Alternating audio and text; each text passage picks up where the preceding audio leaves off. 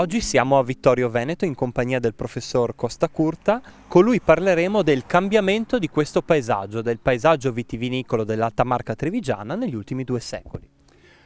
Buongiorno, la premessa d'obbligo è dire che la vite ha sempre avuto un impatto importante sul paesaggio, ovunque, ma in particolare in quest'area. Fino dall'epoca romana il paesaggio era una componente, la vite era una componente essenziale del nostro paesaggio, lo nominano diversi autori latini. E poi è sempre rimasta questa una zona particolarmente vocata alla viticoltura, una zona dove si sono sempre prodotti dei vini di pregio e dove quindi la vite era presente, incidendo rispetto notevolmente sul paesaggio. Cosa è cambiato oggi? Beh, oggi è un momento particolarmente favorevole per la viticoltura, specialmente qui da noi, per tanti motivi che adesso non stiamo ad analizzare. E la vite la fa ancora da padrona nel paesaggio, migliorandolo o peggiorandolo. Io dico che in genere la vite migliora il paesaggio. E lo migliora se noi sappiamo rispettare quello che è l'ambiente naturale di partenza. Quindi l'importante è l'impatto che noi diamo all'ambiente con la vite. Per esempio, lo dico spesso, la monotonia del paesaggio qualche volta non è favorevole. Per esempio vedere vigneti ovunque a perdita d'occhio non è che sia tanto favorevole al bel paesaggio.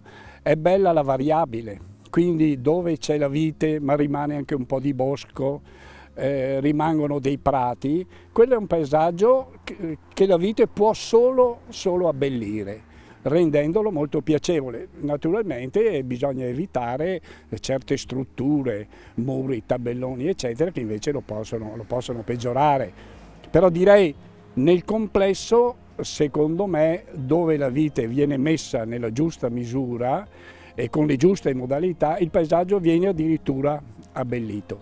Professore, molto importante nella sua vita è stata anche l'attività di divulgazione scientifica con diverse pubblicazioni sue e in collaborazione con altri esperti come lei. Una delle più importanti è quella che ho qui sotto mano, delle viti in Friuli. Ci vuole raccontare qualcosa? Sì, è una ricerca che avevamo fatto io e il professor Calò sulla storia un po' delle varietà in Friuli. Siamo partiti dal catalogo del Di Maniago del 1823, sulla base di quella poi abbiamo fatto la storia delle varietà friulane da quel momento, quindi parliamo dei primi dell'Ottocento, fino al giorno d'oggi. È un testo che ha avuto abbastanza successo, tant'è vero che l'OIV, l'Organizzazione Internazionale della Vita del Vino, ci ha dato un premio, il premio OIV, e anche in Italia abbiamo avuto il premio L'Antico Fattore, che è un premio che annualmente i georgofili destinano a un lavoro nel settore oviticolo oleario. Ecco, questo qui è stato uno di quelli circa 15 anni fa. Ecco, a proposito del fatto che noi non siamo sempre consapevoli della grande cultura che abbiamo, mi sono soffermato un attimo su questa figura del Pinot Noir.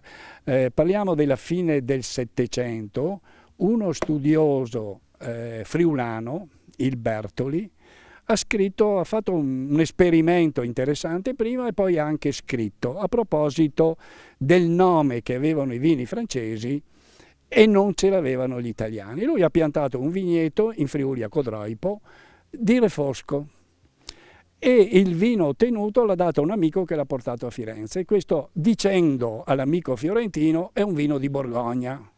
Questo qui è rimasto entusiasta di questo vino. Bene, poi il Bertoli dice, quello che abbiamo passato come vino di Borgogna in realtà era un vino di Refosco.